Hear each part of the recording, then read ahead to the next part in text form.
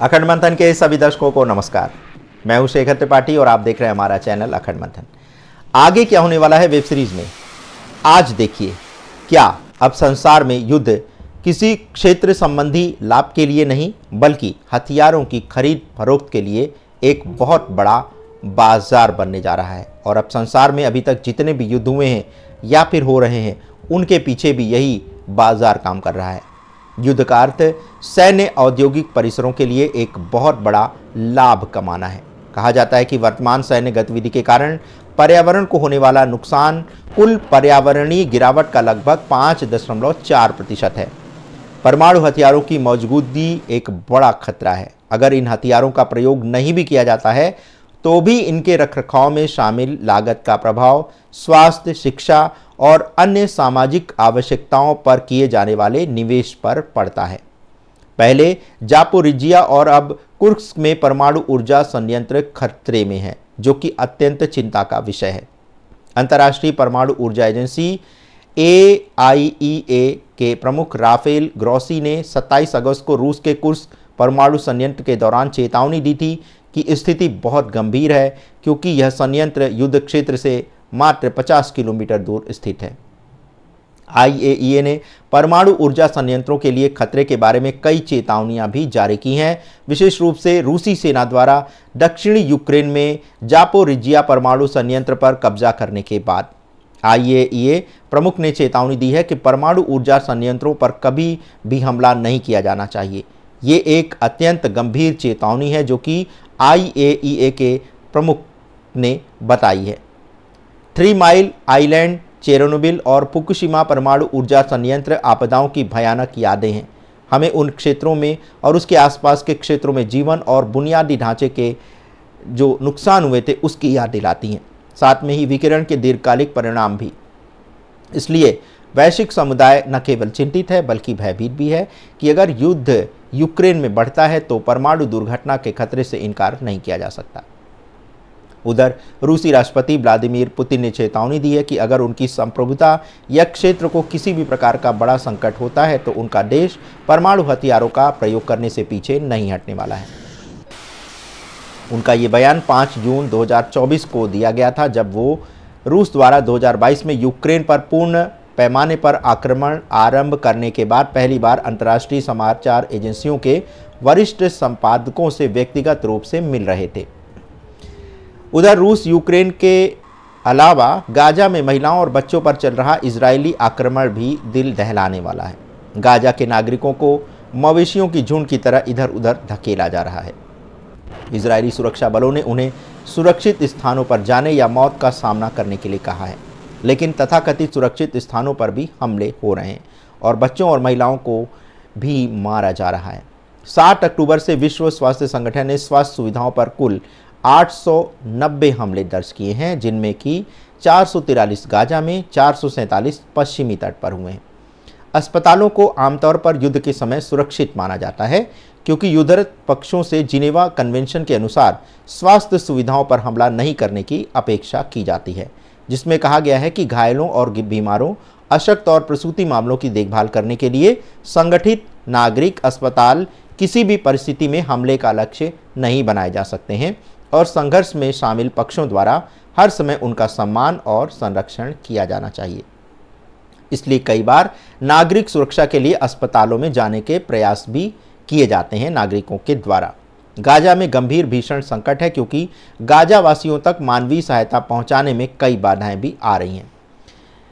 विश्व स्वास्थ्य संगठन और यूनिसेफ ने बीमारियों में वृद्धि के बारे में भी चेतावनी दी है। निवासियों में पोलियो वायरस का भी पता चलने से चिकित्सा बिरादरी में हड़कंप मच गया है। 40,000 से लोगों की मृत्यु 1948 के नकबा की पुनरावृत्ति है, जब दर्जनों नरसंहारों में फिलिस्तीनी अरबों को निशाना बनाया गया था और 500 से अधिक अरब बहुल शहर, गांव और शहरी इलाके उजड़ गए थे, जिनमें से कई या तो पूरी तरह नष्ट हो गए या फिर यहूदियों ने उन्हें फिर से आबाद कर दिया और नए हिब्रू उनको नाम दिया गया। हर गुजरते दिन के साथ युद्ध का क्षेत्र लेबनान की ओर बढ़ रहा है। ये एक गंभीर खतरा है, क्योंकि ईरान और इजराइल के बीच तनाव बढ़ता जा रहा है। इजराइल पहले से ही एक परमाणु हथियार रखने वाला देश है और ईरान के पास परमाणु शक्ति है। प्रधानमंत्री बेंजामिन नेतान्याहू की कैबिनेट के एक अति दक्षिणपंथी सदस्य अमीचाई एलियाहू ने परमाणु हथियारों के इस्तेमाल से इनकार नहीं किया है। उनके बयान को पूरी तरह से नज़रअंदाज नहीं किया जा सकता है। यहाँ ध्यान देने वाली बात यह है कि इजराइल ने अंतर्राष्ट्रीय न्यायालय ICJ और अंतर्राष्ट्रीय आपराधिक न्यायालय ICC के निर्णयों को पूरी तरह से नज़रअंदाज किया है। कोई आश्चर्य नहीं कि इजराइल को ऐसे मामलों में अमेरिका का समर्थन प्राप्त है। ये सर्वविदित है कि युद्ध के समय मानव कल्याण के मुद्दे पीछे छूट जाते हैं। कई अफ्रीकी देशों में भूख, अभाव और बीमारियां आंतरिक कलह का कारण बनती जा रही हैं।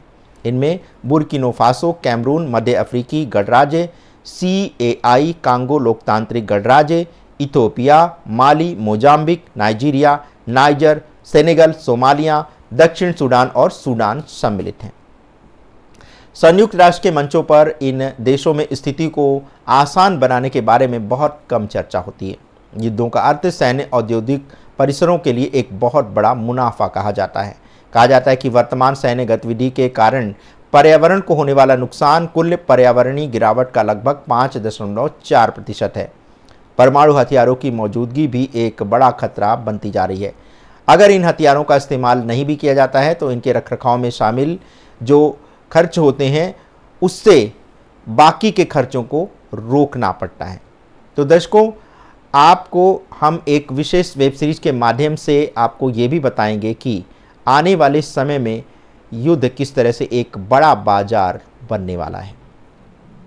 वैसे अंतर्राष्ट्रीय परमाणु एजेंसी ने कहा है कि दुनिया भर में स्वास्थ्य देखभाल की प्रणालियां लोगों की ज़रूरतों को पूरा करने में असमर्थ हैं, जबकि परमाणु हथियार संपन्न देशों ने 2023 में अपने परमाणु शस्त्रागार को आधुनिक बनाने पर 91.4 अरब अमेरिकी डॉलर खर्च कर दिए थे। एक रिपोर्ट ये बताती है कि ये राशि संयुक्त राज्य अमेरिका में 7,18,930 नर्सों के वार्षिक वेतन को कवर करने के लिए बेहतर तरीके से खर्च की जा सकती थी। ये आंकड़े बहुत चौंकाने वाले हैं। देशों और समाजों को खतरे का एहसास होना चाहिए।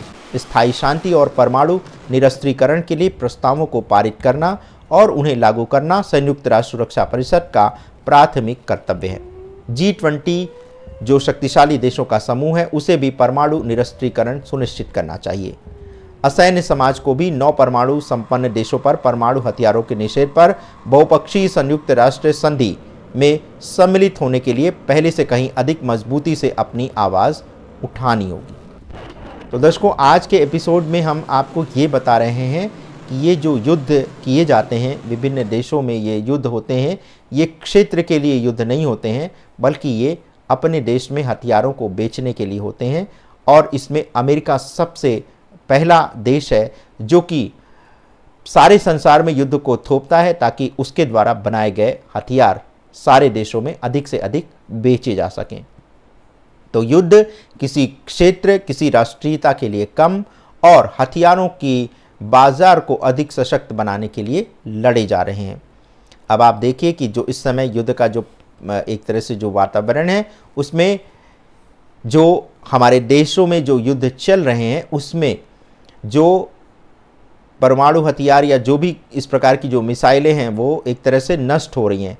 अब इस नष्ट होने के बाद बाज़ार में एक बार पुनः मांग बढ़ेगी नए हथियारों की। तो ये एक ऐसा बाज़ार है जिसका अंत होने वाला तब तक नहीं है जब तक कि देशों में राष्ट्रीयता के लिए युद्ध ना होकर के बाज़ारों के लिए युद्ध होगा।